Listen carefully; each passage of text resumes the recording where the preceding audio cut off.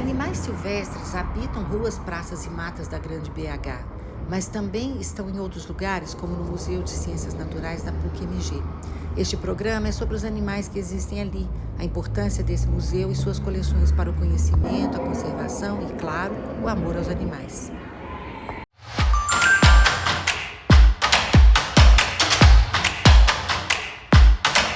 Bom, estamos aqui muito honrados com a presença de Henrique Paproc, que é coordenador do Museu de Ciências Naturais da PUC Minas e também é o curador da coleção de entomologia e vai nos responder algumas perguntas aqui sobre o museu e sobre a coleção. Muito obrigado, viu, Henrique? Eu queria saber de você qual que é o papel dos museus de história natural.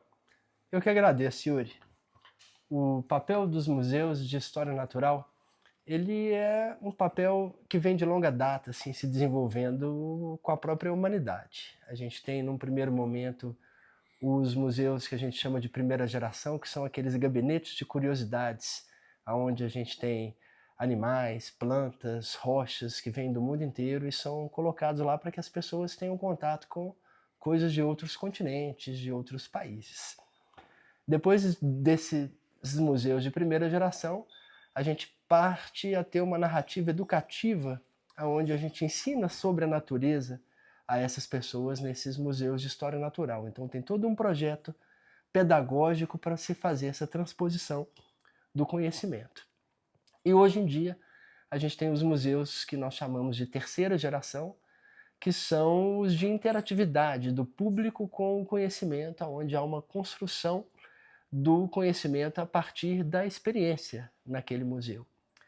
Então, esses museus, além de terem essas exposições destes animais, plantas e coisas da natureza, eles também têm um papel de colecionar, de ter registros históricos para que a gente tenha séries de espécimes, para que a gente tenha todo um histórico daqueles ambientes, da natureza. Por exemplo, a gente pode ter 30 anos de bichos que vieram de um mesmo lugar e a gente pode avaliar depósitos de metais pesados nessas coleções. Ou a gente pode ter animais que vieram de diferentes lugares e a gente tentar recuperar a história evolutiva desses animais quando a gente tem diferentes regiões que sofreram pressões seletivas em isolamento e especiação aconteceu, então a gente pode fazer toda uma árvore da vida através dessas coleções. Então uma parte é muito científica, aonde a gente produz conhecimento sobre a vida ou sobre a natureza, e uma outra parte é de transposição desse conhecimento para a sociedade. Ah, que bom. Aproveitando a deixa da transposição do conhecimento para a sociedade, né, você que é o coordenador de um dos museus mais pujantes de Minas Gerais, com um público muito grande, sempre rejuvenescendo esse público, que é importante para todas a rede de museus que a gente tem em Belo Horizonte e Minas Gerais, eu queria fazer uma pergunta um pouco capciosa, né? O que une e diferencia a exposição ao público das coleções científicas? Bom, a base de toda a exposição são as coleções científicas. Não existe um museu de ciências naturais sem coleções científicas. Então, a gente precisa essa produção do conhecimento acontecer e os curadores estarem trabalhando nessa transposição para que exista um conhecimento científico bem embasado sendo transposto para a sociedade. Então, a base do museu é a coleção e a exposição é o que a gente seleciona para encantar o público, para trazer o público e aumentar esse apreço pela natureza como uma forma de propiciar cada vez mais um espírito de conservação, porque hoje as nossas crianças são criadas dentro da cidade, têm pouco contato com a natureza, e o museu é uma das maneiras de que elas tenham esse contato cada vez maior com a natureza. Aproveitando, uma pergunta que eu acho que é sempre bom, né, para a questão de curadoria, eu queria saber de você como coordenador de museu, como que é ser curador também de uma exposição, de uma coleção tão significativa, né, de entomologia, que também seria até bom você explicar um pouco o que é, porque tem muita gente que não sabe, se pudesse dar esse panorama rapidamente para a gente. Curadoria de coleções tem muitos desafios, né? O primeiro desafio é a origem do material. Ou a gente precisa de financiamento para projetos de pesquisa para conseguir coletar esse material em campo e enriquecendo cada vez mais essas coleções, ou a gente também recebe material do licenciamento ambiental. O licenciamento ambiental, ele obriga os inventários de biodiversidade e o depósito desse material em coleções. Então a gente está prestando um serviço à sociedade ao manter essas coleções aqui. Então esse seria o primeiro desafio. O segundo desafio é a conservação dessas coleções, porque elas sofrem ataques de pragas, elas podem mofar, elas precisam de um acondicionamento correto, climatização, tudo isso custa dinheiro. Então é um serviço prestado à sociedade que nem sempre há contrapartida estatal financiando esse serviço. Então a gente tem que se virar aí com os nossos projetos, estando em uma instituição privada, a gente tem o apoio da instituição, mas esse apoio é limitado. Então, o segundo desafio é a conservação. E o terceiro desafio que eu acho é a extroversão dessa coleção para o público em geral, não só nas exposições, mas para que outros pesquisadores tenham como acessar esses dados e desenvolver suas pesquisas em qualquer lugar do planeta. Um dos exemplos, em uma das pesquisas que nós fizemos aqui no passado, a gente precisou de bichos que estavam depositados no Museu de História Natural de Londres. E aí o curador lá do Museu de História Natural de Londres nos enviou imagens, escaneou os bichos para a gente poder fazer a nossa pesquisa aqui. E vários museus da Europa, Estados Unidos, Canadá, têm feito cada vez mais a digitalização das suas coleções para que elas estejam disponíveis para o mundo inteiro. Sim, e aproveitando também, só para uma última pergunta, a gente sabe da importância das pesquisas que são desenvolvidas em museus e muitas vezes no senso comum isso não fica muito claro, né? Porque as pessoas vão nas exposições. Eu queria que você desse um panorama da importância dos museus de ciências naturais como o da PUC Minas para pesquisa e também se é mais difícil uma coleção de insetos, por exemplo, de entomologia, dar o mesmo engajamento que outras coleções de ciências naturais. Eu queria que, se você pudesse, como curador e como coordenador de museu, desse panorama. Com relação ao engajamento, a gente tem os animais que são mais carismáticos, né? Uhum. Então, passarinhos, mamíferos, animais peludos de olhos grandes, assim, são os que têm mais o apego assim da sociedade, né? No caso dos insetos, quando a gente fala de borboletas que são coloridas, alguns que são mais chamativos assim, são muito interessantes também. Mas existe uma gama de insetos que não atraem tanta atenção. Assim, se a gente falar que diversidade de baratas silvestres é muito importante, isso é difícil de transpor para a sociedade. Uhum. Mas é muito importante. Quando a gente está falando de insetos, a gente está falando de 70% a 80% da diversidade que existe na superfície continental do planeta e da maior parte dos serviços ambientais, assim como polinização, o processamento da matéria orgânica. Então, como um dos grandes entomólogos do mundo disse, o Eduardo Wilson, ele falou, são as pequenas coisas que fazem o mundo girar. Então, são extremamente importantes. Bom, Henrique, eu queria te agradecer imensamente. Se você puder convidar o público para vir conhecer o museu também. Seria um prazer receber todos vocês aqui para conhecer o Museu de Ciências Naturais. A gente está num processo de renovação de exposições. Recentemente abrimos um planetário, também uma sala de projeção full dome. Então é um prazer sempre recebê-los aqui no nosso museu. Muito obrigado, Henrique. Obrigado, Yuri. Bom, estamos aqui com Marcelo Ferreira Vasconcelos. Ele é biólogo, doutor pela UFMG.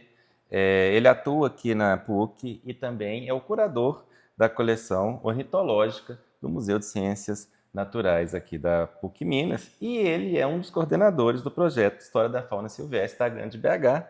Muito obrigado, Marcelo, pela sua disponibilidade. Eu quem agradeço, Yuri.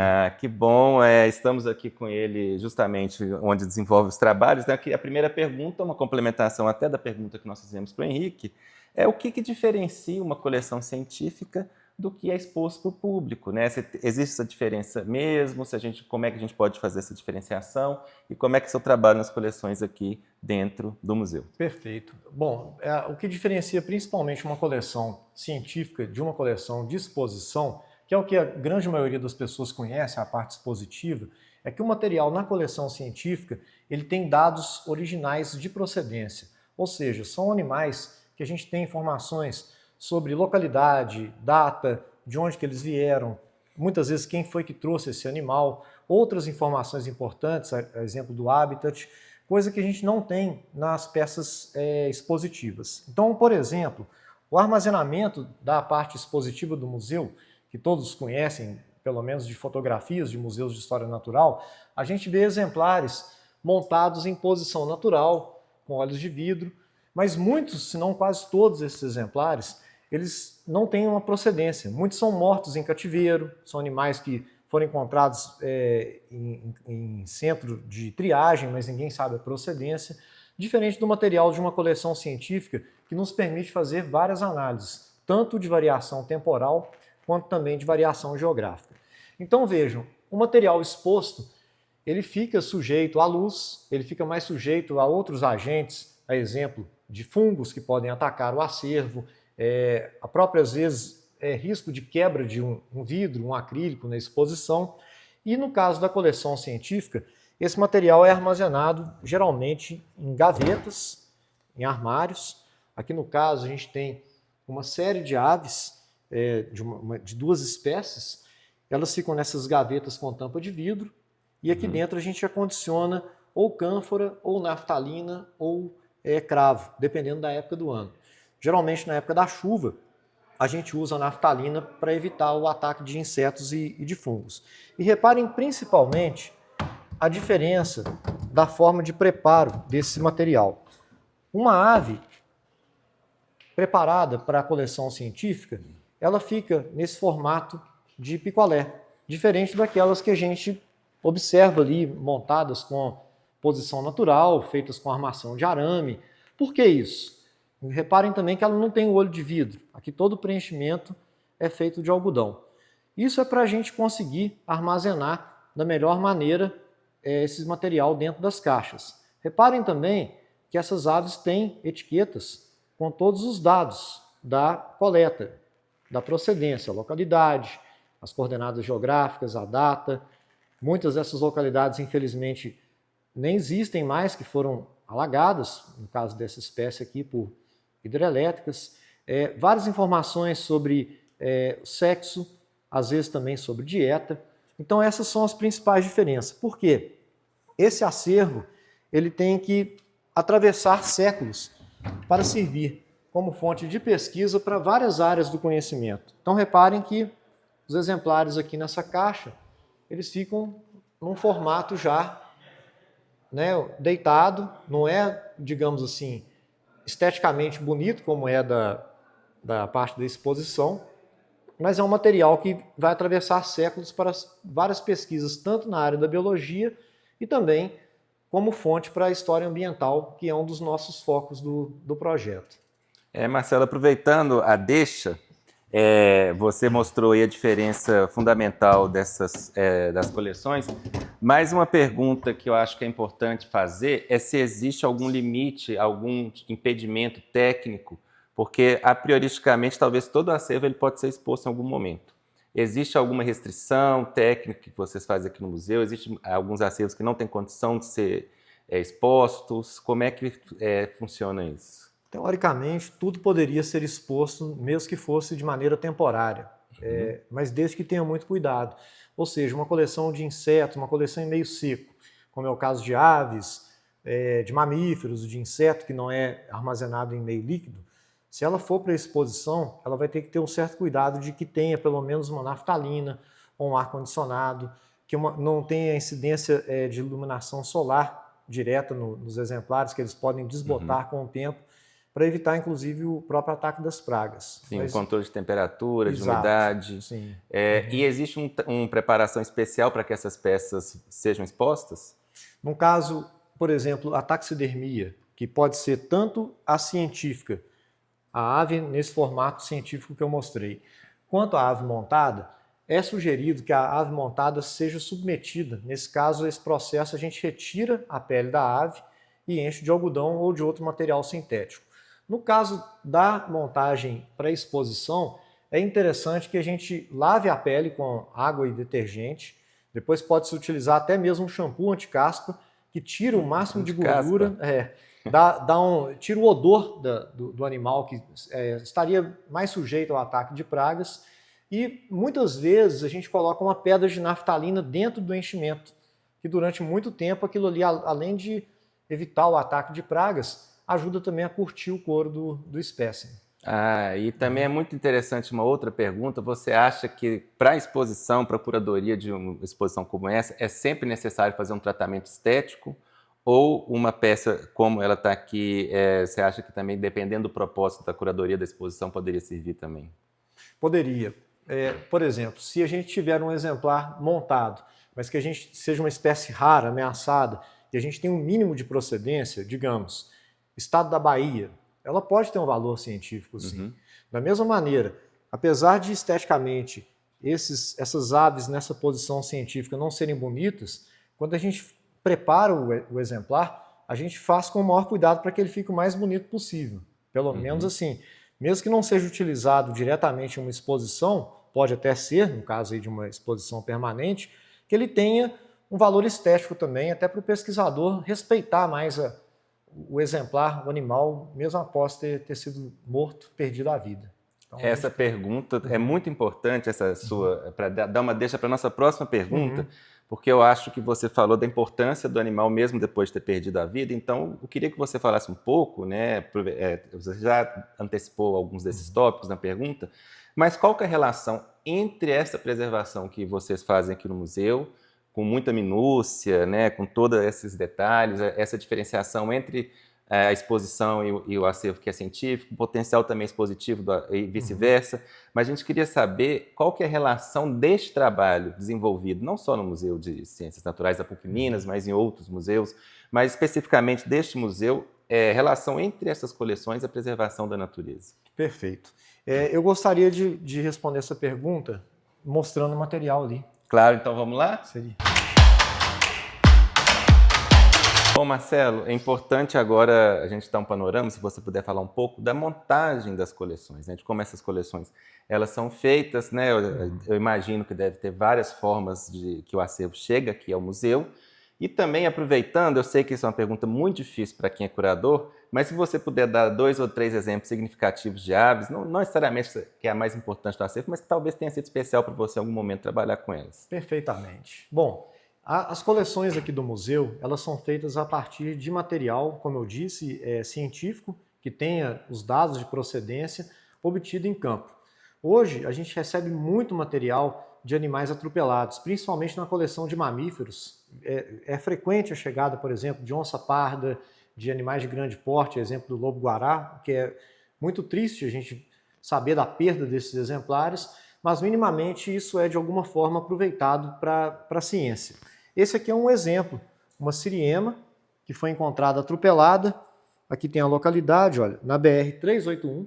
A gente faz parcerias com várias instituições. Aqui, por exemplo, é a concessionária da BR-381 da parte sul, que vai para São Paulo, que a gente chama de rodovia Fernão Dias, que recolhe esse material, animais encontrados mortos, ou às vezes que ainda tem um tratamento, mas quando vem a óbito nos centros de triagem, eles são encaminhados para cá. Temos aqui um caso do único exemplar de arara canindé, que foi encontrado morto após colidir contra o cabo de uma linha de transmissão. Então reparem que existe uma morte silenciosa de animais que ocorre devido às nossas próprias atividades.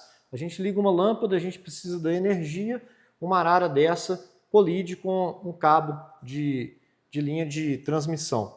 Aqui temos outros exemplos. Isso aqui é muito recorrente no museu, recebermos material de aves que se chocam contra paredes ou contra vidraças. Aqui a gente tem a pomba amargosa, que é uma espécie de pomba típica das nossas florestas. É uma espécie relativamente rara em museus, porque ela tem um comportamento muito secretivo, é bastante arisca. E aqui no museu a gente tem cerca de 40 exemplares, todos eles, sem exceção, são provenientes de colisão contra vidraça. Então é uma forma de resgatar algo que já está ocorrendo, infelizmente, e a gente acaba recebendo. E aí, como você me pediu um exemplo talvez interessante, emblemático, eu gostaria de falar a respeito dessa águia cinzenta, que é uma espécie ameaçada de extinção. Essa águia foi eletrocutada no sul de Minas Gerais, ou seja, é a nossa perda da biodiversidade silenciosa. Ligamos uma lâmpada, colocamos o nosso celular para carregar e sem vermos esse material, esses animais estão perdendo a vida. E aí esse caso foi interessante pelo seguinte, ela tinha 1,80 m de envergadura, era da altura do Yuri, que está aqui do meu lado, é um bicho muito grande, de porte grande, raríssimo, tanto na natureza quanto também em coleções científicas. Reparem aqui a garra dela, um grande predador. E essa foto dessa águia recém-eletrocutada chegou aqui no museu e não tinha condições de trazer esse exemplar para cá. Eu falei, puxa, eu não posso deixar esse material ser perdido, porque ele é importante para a ciência. Tanto que até o momento é o único exemplar que nós temos tombado aqui no acervo. E aí eu consegui convencer o rapaz que o encontrou na cidade de Cristina ele não tinha onde congelar o exemplar até que fôssemos lá para obtê-lo, que ele fosse num supermercado, comprasse uma grande lixeira com tampa, depois ir ao posto de gasolina, encher de etanol, injetar etanol nela e submergiu ela no álcool, onde ela ficou por cerca de 2 semanas. E aí depois ele conseguiu trazer ela toda, eu até brinco, ela tem até hoje um cheiro de posto de gasolina. A gente conseguiu tirá-la do álcool, fazer o processo de taxidermia, lembrando que aqui dentro é só algodão, e a gente tem ainda quase todo o esqueleto dela preservado também para a ciência, e é um caso interessante de aproveitamento de material que teria sido comido pelo urubu, pelas moscas, pelos besouros no pasto, e está aqui para servir para vários tipos de pesquisa, tanto de variação geográfica, quanto do registro dessa espécie na região, como também de dieta, que a gente guarda os conteúdos estomacais desses exemplares, e também de anatomia, como é o caso do exemplo do esqueleto.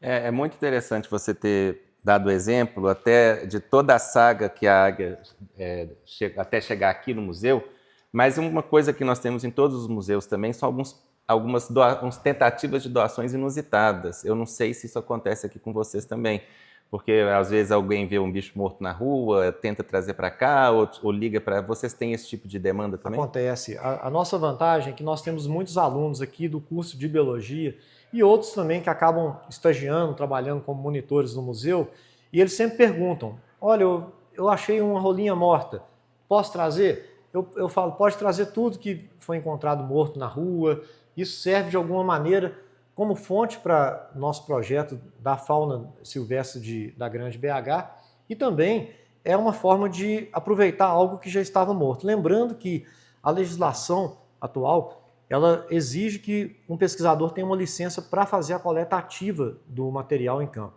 No entanto, ela permite que qualquer cidadão possa recolher um animal encontrado morto numa estrada ou após a colisão numa vidraça. É sugerido que ele lavre um boletim de ocorrência na Polícia Militar e faça a doação para uma instituição. Então a gente tem propagado isso com vários colegas, gestores de unidade de conservação. Sempre que a gente vai, a gente pergunta, é comum morrer bicho atropelado aqui? Se você tiver um freezer, tem como congelar para a gente, anotar a data, o local. Então a gente tenta fazer essa parceria também com várias instituições. Eu vou comentar um pouco adiante dos aeroportos também, que a gente tem parceria. E pessoas comuns também, donos de pousada, que às vezes um passarinho bate no vidro, ou o próprio gato mata o passarinho, um pet, um cachorro. A gente recebe várias doações inusitadas dessa maneira. Então, é muito comum. Eu imaginava. Bom, Marcelo, a gente gostaria um pouco de saber, você falou muito da importância de se manter as coleções depois que os animais perderam a vida, e qual que é a importância dessas coleções para a conservação da natureza, a relação entre as coleções e a conservação da natureza? A gente tem vários exemplos, são inúmeros e talvez até mesmo inesgotáveis. Um primeiro exemplo é a questão de poder estudar o efeito da poluição atmosférica ou mesmo poluição por inseticidas na plumagem desses animais, na casca de ovos, por exemplo, no tegumento. Isso já foi feito, inclusive salvou algumas espécies de aves de rapina da extinção. O efeito do DDT, que causava o enfraquecimento de cascas de ovos e a declínio populacional de vários rapinantes na América do Norte na década de 60, só foi descoberto graças à questão de se estudar grandes números de coleções de ovos de aves. E um dos exemplos mais, talvez, interessantes é o da taxonomia. A taxonomia é um ramo da ciência que se preocupa em descobrir e descrever novas espécies e arranjá-las de acordo com o seu grau de parentesco. Temos, muitas vezes, a falsa impressão de que a taxonomia é uma ciência estática, que Linneu descreveu as espécies em 1700, meados do século XVIII, e que não é necessário mais estudar a taxonomia. Então aqui eu vou dar um exemplo de como que exemplares de coleção científica, que a gente acha que a gente poderia diferenciar facilmente com base em fotografias, podem nos mostrar uma taxonomia que a gente chama de críptica, ou seja, ela está escondida. Esses beija-flores todos aqui, que estão nesse canto da mesa, até 8 anos atrás, eles eram considerados de uma única espécie, de ampla distribuição na América do Sul, desde a região amazônica até aqui próximo a Belo Horizonte, até a Serra do Caraça. Depois de muitos anos de pesquisa em museus, eu comecei a perceber pequenas diferenças nesses beija-flores. Por exemplo, os amazônicos, eles tendem a ser ligeiramente mais, uma tonalidade de cinza mais escuro do que os do leste e sudeste do Brasil. O padrão da cauda desses beija-flores, que se tivéssemos uma fotografia do beija-flor visitando uma planta, por exemplo, seria impossível da gente diferenciar, nos mostrou que o que a gente chamava de uma única espécie, na realidade, são 4 espécies diferentes. Então, com base numa revisão de exemplares de mais de 1000 espécimes de museu, do que antes era chamado uma única espécie de beija-flor, Campylopterus largipenis, a gente dividiu a espécie em 4. Essa daqui é a espécie que ocorre ao norte do rio Amazonas. Ela tem, reparem, a cauda pontiaguda, tem uma quantidade de branco na cauda, indo mais ou menos até o terço, e a base dela tende a ser de um verde azulado. Então essa aqui a gente dividiu como sendo Campylopterus largipenis. Uma outra espécie ocorre ao sul do rio Amazonas, que tem a cauda, só a pontinha dela mais clara, variando de branco ou de cinza. Ela ocorre ao sul do Amazonas e à direita da margem do rio Madeira. Uma outra espécie que era considerada raça geográfica das nossas montanhas, que inclui todos esses exemplares, foi descrito na década de 60 como subespécie, era só uma raça geográfica, ela só ocorre nas montanhas de Minas Gerais. Reparem que a cauda dela é mais arredondada, o branco vai mais ou menos até um terço da cauda, e a base dela tem uma tonalidade verde metálica. Esse exemplar, esses 3 aqui, são das matas secas que ocorrem no calcário, do Vale do São Francisco, principalmente, no interior de Minas, Bahia e Goiás. Vendo esses beija-flores em campo, a gente diria que eles são idênticos, fotografias idem. Mas quando a gente compara as diferenças mínimas da cauda no museu, reparem que o da mata seca tem a cauda branca e pontiaguda. O branco vai até a metade da cauda. As dimensões do beija-flor da mata seca são menores, até para a gente perceber que esse exemplar daqui, da mata seca, é bem menor do que o exemplar da montanha, em todas as suas dimensões. Ou seja, o que seria impossível de se diferenciar com base em fotografia, e aqui temos como repetir a ciência. Se você duvidar que esse aqui é um padrão constante, você pode ir em várias coleções de museus, refazer essas medidas, refazer essa checagem. E aí o que aconteceu? Essa espécie, essa raça geográfica das montanhas de Minas Gerais, foi elevada à categoria de espécie. Hoje ela é uma espécie com distribuição restrita às serras mineiras, que sofre uma forte pressão da atividade minerária, e essa daqui, que estava tudo misturado como sendo uma única espécie, restrita às matas secas dos afloramentos de calcário, também sofre uma forte pressão pela destruição do calcário para extração produção do cimento. Resultado, essas duas espécies aqui, que antes faziam parte de uma espécie de ampla distribuição geográfica, estão ameaçadas de extinção. Isso só foi possível ser estudado, ser levantado, com base em análises detalhadas de exemplares de museus. Esse é um dos vários exemplos que a gente pode mostrar a importância da conservação com base em coleções científicas. Bom, aqui um outro exemplo de como que as coleções podem ser úteis para a conservação.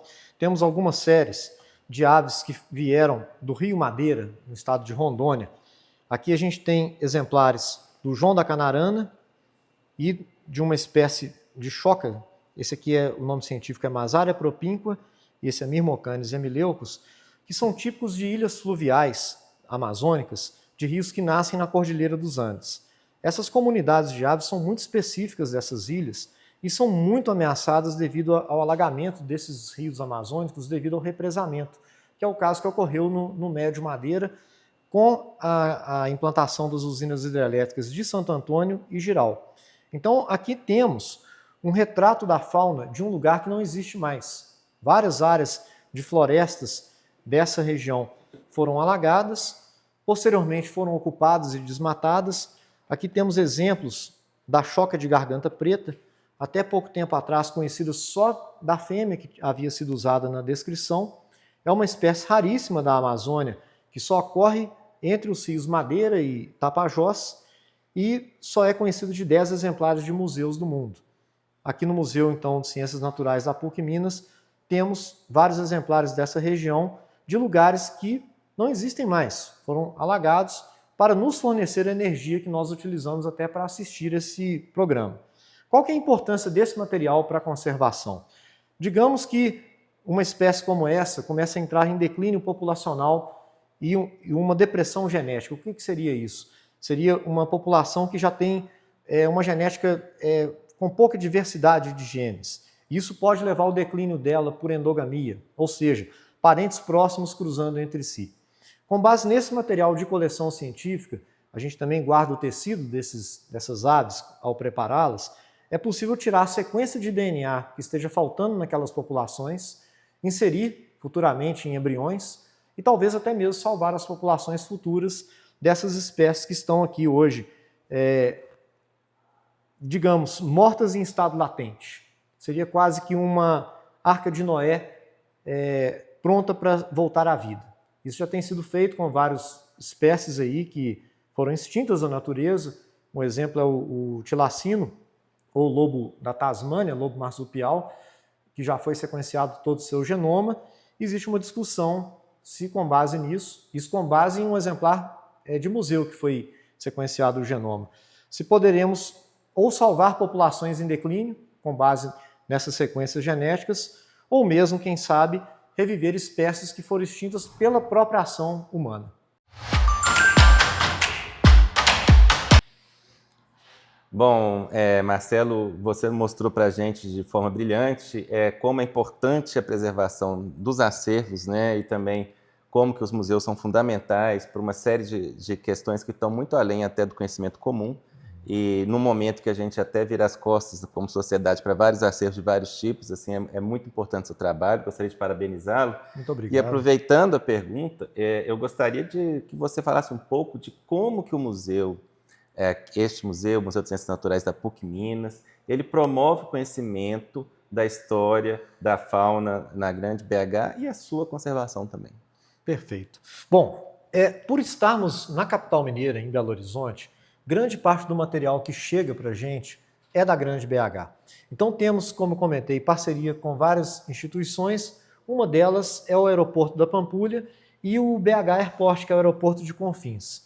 Pelo fato do aeroporto de Confins estar localizado no que chamamos de região kárstica de Lagoa Santa, que é uma região onde o naturalista dinamarquês Peter Lund viveu por décadas e recebeu visita de vários outros estudiosos durante meados do século XIX, foi feita uma grande coleção de fauna, não só de fósseis, mas da fauna que vivia naquela região durante o século XIX, com aves empalhadas de maneira semelhante à que a gente está vendo aqui, que estão depositados no Museu de Zoologia da Universidade de Copenhague. Hoje, recebendo esse material do aeroporto de Confins, ou seja, praticamente do lado de Lagoa Santa, a gente tem vários dados importantes para poder comparar a avifauna daquela região de 150 anos, 200 anos atrás com hoje. Por exemplo, o naturalista Peter Lund e seus colaboradores, a exemplo do Reinhardt, que era curador do Museu de Copenhague e veio aqui durante o século XIX por 3 vezes visitar o Lund, não coletaram o pardal. O pardal hoje é uma novidade na fauna da região de Lagoa Santa. O quero-quero é uma espécie que tem expandido sua distribuição geográfica. A pomba asa branca, temos algumas espécies de aves migratórias que vêm do hemisfério norte, do Canadá, do Alasca, do norte dos Estados Unidos, que passam pelo aeroporto e sofrem colisões com aeronaves. Inclusive, é um trabalho de cirurgião plástico a gente fazer a taxidermia de um bicho como esse, que chega aqui todo retalhado pela colisão com a aeronave.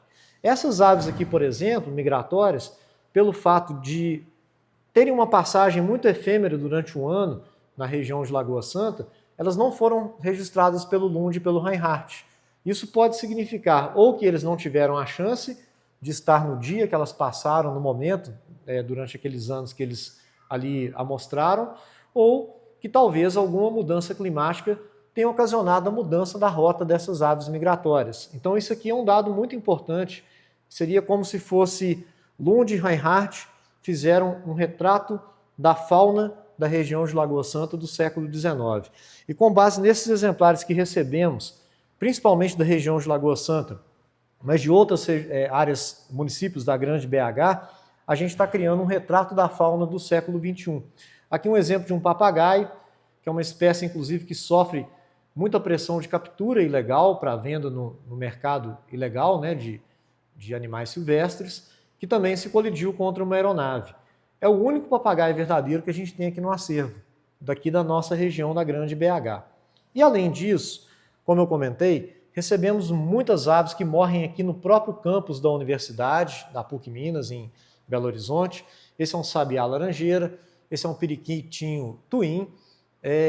Isso também, de certa maneira, é muito importante para a gente criar uma documentação da fauna da nossa cidade e de outras áreas adjacentes. Por exemplo, o município de Nova Lima, município aqui próximo de Barão de Cocais, que está também dentro da nossa área de estudo, são submetidos a atividades de mineração de ferro e muito material que é encontrado morto nessas áreas também é remetido para cá.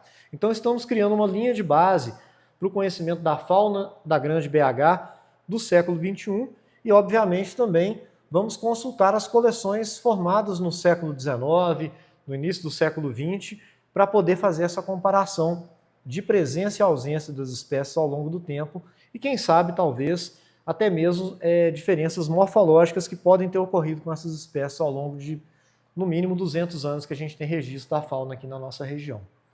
Bom, Marcelo, muito obrigado e em nome do projeto eu gostaria de agradecer a você e a todos os funcionários e funcionárias do Museu de Ciências Naturais da PUC Minas, desde aqui dos bastidores, passando pelos do educativo, que fazem um trabalho brilhante em nome da história da ciência e também de toda a atividade museal de Belo Horizonte. Meus parabéns. Eu que agradeço, Yuri. É um prazer poder compartilhar um pouco aqui da nossa experiência e quem tiver interesse em conhecer o museu, estejam convidados, será um prazer recebê-los.